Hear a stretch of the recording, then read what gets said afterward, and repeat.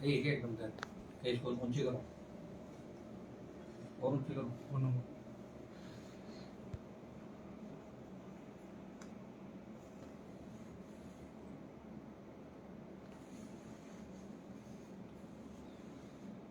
आज युग पुरुष, धर्म रक्षक और हमारे समाज के ही नहीं हिंदू धर्म के गौरव महाराजा सूरजमल जी का बलिदान दिवस है। मैं सबसे पहले महाराजा सूरजमल जी के बलिदान दिवस पर उनको नमन करते हुए अपनी बात को शुरू करूंगा। आज जो राजस्थान के अंदर हालात चल रहे हैं वो ठीक नहीं। लगातार एक के बाद एक जिस तरह पेपर आउट हो रहे हैं, वो नौजवानों के मन के अंदर, नौजवानों के अंदर एक शंका पैदा कर रहे हैं कि आखिर हम कहाँ पुकार कर रहे हैं। ये पेपर आउट होने का सिलसिला आज का नहीं है। ये वसुंधरा जी की 2013 की सरकार से लेके 2023 और उससे पहले भी राजस्थान के अंदर जो एक शाख राजस्थान की आरपीएससी की हुआ करती थी, माध्यमिक शिक्षा बोर्ड की, कर्मचारी चयन आयोग की जो शाख हुआ करती थी, उस शाख पे बट्टा लगा आरपीएससी के पूर्व चेयरमैन। और मैं तो ये कहना चाहूंगा कि आरपीएस प्रमोटी आरपीएस हमेशा आरपीएससी के लिए कलंक रहे और आरपीएससी में भारी पड़े। चाहे हबीब खां गोरान थे जिनको जेल में डाला गया वसुंधरा जी के टाइम, और चाहे ये संजय सोत्रे हैं जो प्रमोटी आरपीएस है। लेकिन पता नहीं अशोक जी गहलोत को इनमें क्या लगता है कि इनको आरपीएससी के अंदर ले जाके बिठा दिया। ये नौसिखिए हैं और गोपनीय शाखा जो आरपीएससी की होती है वो चेयरमैन के ही अधीन सारा कुछ होता है। चेयरमैन को एक एक चीज का पता रहता है कि कौन सा पेपर सेट होगा, कौन सा पेपर दिया जाएगा। 3 तरह के पेपर मंगाए जाते हैं पेपर सेटर से, और गोपनीय शाखा से उसके करीबी लोग चेयरमैन के होते हैं। तो सीधा सीधा चेयरमैन की इसके अंदर जिम्मेदारी है। चेयरमैन को बर्खास्त करने की राष्ट्रीय लोकतांत्रिक पार्टी ने मांग करी थी। मेरी मुख्यमंत्री जी से अपील है कि अब भी वो किसका इंतजार कर रहे हैं, बर्खास्त करें चेयरमैन से। और तीसरा जो मामला है कि जैसे ही पेपर आउट हुआ, और आरपीएससी हमेशा तो विरोध करती है हर मामले में कि ये पेपर आउट नहीं हुआ, सही है, गलत है, और आरपीएससी ने तुरंत स्वीकार कर लिया कि पेपर आउट हो गया। इसका मतलब कहीं न कहीं आरपीएससी की बड़ी मिलीभगत इस मामले के अंदर है। मैंने आज से पहले भी आरपीएससी के कई पूर्व चेयरमैन, मैंने ये भी मांग करती विधानसभा के अंदर, जब हबीब खां गोरान का मामला था, जब पेपर आउट हुए थे, जब उनको गिरफ्तार किया था, हमने मांग की थी कि आरपीएससी को उस समय के 10 साल के चेयरमैन, उनसे पूर्व के 2-3 चेयरमैन जिन्होंने अपने कई रिश्तेदारों को आरएस, आरपीएस, आरजेएस बनवा लिया था, उनकी तमाम जांच कराई जाए। क्योंकि जिनके सेकंड डिवीजन होती है ग्रेजुएशन के अंदर, 10th के अंदर, 12th के अंदर, वो टॉप कैसे कर लेते हैं। 3rd डिवीजन वाले आरएस टॉप कैसे कर लेते हैं, और जिनके 1st डिवीजन होती है उनके इंटरव्यू में नंबर कैसे आते हैं। पहले भी आरपीएससी की एक गूंज रही कि किस तरह मंत्रियों के रिश्तेदारों का आरपीएससी के इंटरव्यू में कितने नंबर आए।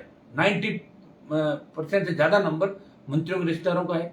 रीट का जब एग्जाम सरकार ने निरस्त किया, पेपर आउट हुआ, तब भी मंत्रियों पर आरोप लगे, आईएएस अधिकारियों पर लगे, बोर्ड के चेयरमैन पे, उस समय के बोर्ड के चेयरमैन पे, गंभीर सेक्रेटरी चेयरमैन पे गंभीर आरोप लगे।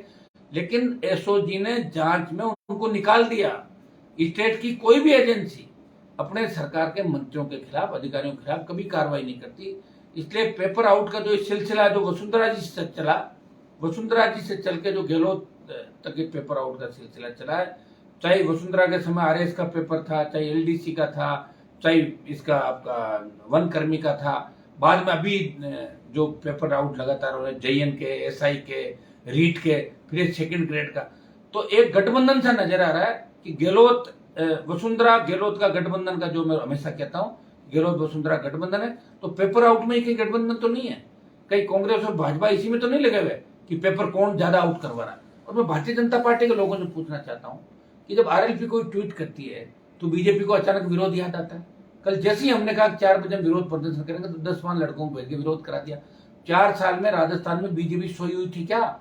जब विधानसभा में तय हुआ था रीट के मामले में, लोकसभा में मामला उठाया, रीट रद्द हुई, जब दूसरी जो रीट का लेवल था उसको रद्द कराने की बात थी, तब विधानसभा के अंदर बात चली कि जब तक रीट के मामले में सरकार रीट को रद्द नहीं करेगी तब तक विधानसभा नहीं चलने देंगे। बीजेपी आरएलपी साथ थी और बीजेपी ने कांग्रेस से अध्यक्ष के चैम्बर में जाके बात कर ली और हाउस चला दिया। आरएलपी अकेली बैठी रहेगी।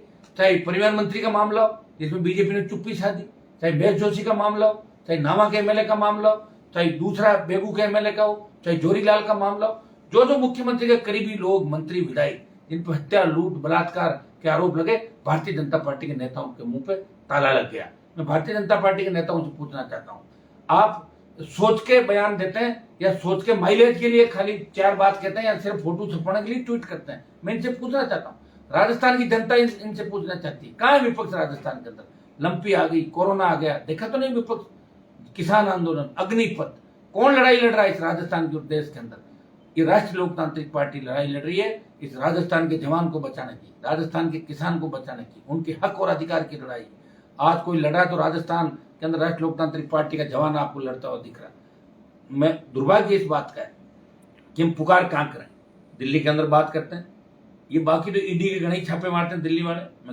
मैं केंद्रीय गृह मंत्री जी को पूछना चाहता हूँ कि ईडी के आप छापे मार रहे हो, आप सीबीआई की रेड कर रहे हो, आपके राज्यपाल है स्टेट के अंदर, राज्यपाल से 2 लाइन लिखवा के मंगा लो, अब सीबीआई के अंदर इस केस को मंगवा लो। आप court, supreme court, high court, सब लोग, मैं हाई कोर्ट, सुप्रीम कोर्ट से भी निवेदन करना चाहूंगा कि आप स्वतः संज्ञान लेके ऐसे मामलों को हाई कोर्ट इसको सीबीआई को दें, और सीबीआई को अगर इस मामले को देंगे तो निश्चित रूप से दूध का दूध पानी का पानी होगा, क्योंकि इसके अंदर मंत्रियों का, अधिकारियों का नेक्सस है।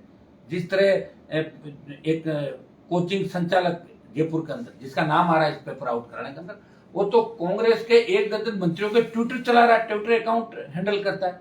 जो आदमी कांग्रेस के मंत्रियों के, दिल्ली के अंदर कांग्रेस के नेताओं के ट्विटर हैंडल कर रहा है, ट्विटर अकाउंट चला रहा है, वो व्यक्ति कितना पावरफुल होगा।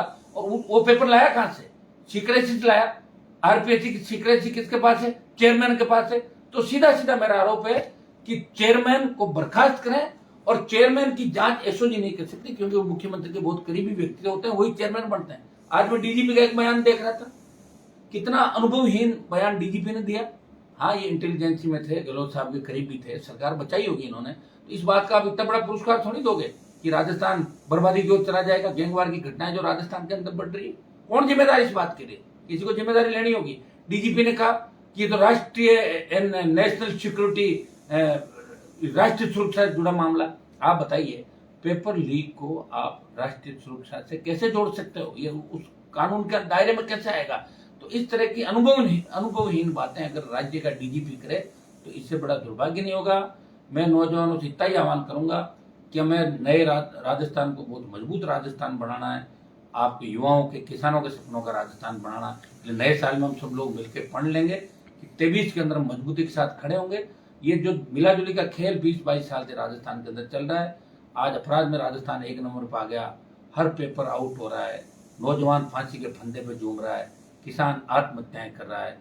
आज राजस्थान, हमारे सपनों का जो राजस्थान हुआ करता था, वो कहाँ है राजस्थान? वो उच्ची पुकार कर रही है राजस्थान की माँ, हमारी माँ बहने, बच्चे, कि हमारा वो राजस्थान जहाँ हम सुरक्षित हुआ करते थे। हम कोई सुरक्षित नहीं, कहीं सुरक्षित नहीं, कोर्ट सुरक्षित नहीं, कोर्ट परिसर में गोलियां मार दी जाती है, जेलों में गोलियां चल जाती है, आम आदमी सुरक्षित नहीं। अगर कोई खड़ा है तो वो सीधा बेचारा खड़ा व्यक्ति भी गोली का शिकार हो जाए, सीकर के अंदर हुआ। तो इस सुरक्षा की गारंटी कौन लेगा? आम आदमी की सुरक्षा की गारंटी सरकार की होती है। और सरकार ये है कि गहलोत की सरकार होटलों और बाड़ों में रही, गहलोत सरकार बचाने में लगे हुए हैं, और दूसरे जो सचिन पायलट वो मुख्यमंत्री बनना चाहते हैं। और बीजेपी बिना दूल्हों की बारात है, कोई दूल्हा नहीं, रोज नए नए दूल्हे आते हैं जाते हैं, सिर्फ एक ही टारगेट कि हमें 150 सीट लानी है, 2.25 सीट लानी है। ये भारतीय जनता पार्टी एक ही काम कर रही है। मैं नौजवानों से आह्वान करूंगा, उठो, अपनी ताकत को पहचानो। राष्ट्रीय लोकतांत्रिक पार्टी कल इस पेपर लीक के मामले में पूरे राजस्थान के अंदर मजबूती से प्रदर्शन करेगी। आगामी दिनों में हम बड़े आंदोलन, राजस्थान के अंदर जितनी भी भर्तियां हुई, जितने भी पेपर आउट हुए, जो ब्लाइंड मर्डर या ब्लाइंड जो भी क्राइम इस राजस्थान के अंदर हुए, उन सबको खोलने के लिए और हमारे जो मुद्दे उनको लेकर आरएलपी आगामी दिनों के अंदर आपको सड़कों पर मिलेगी, संघर्ष करेगी। हमने पहले भी संघर्ष किया, आगे भी हमारा संघर्ष जा रहा है। जय जवान जय किसान के नारे के साथ आरएलपी राजस्थान के जवानों के साथ। आपको चिंता करने की आवश्यकता नहीं है। दूसरा जो एग्जाम दिया है, मैं तो इसकी भी मांग करूंगा कि इसको भी रद्द किया जाए। अगर पहला पेपर पहली पारी का आउट हुआ, दूसरा निश्चित रूप से आउट हुआ होगा, तो इसकी जिम्मेदारी ले और इस नेक्सस को तोड़े।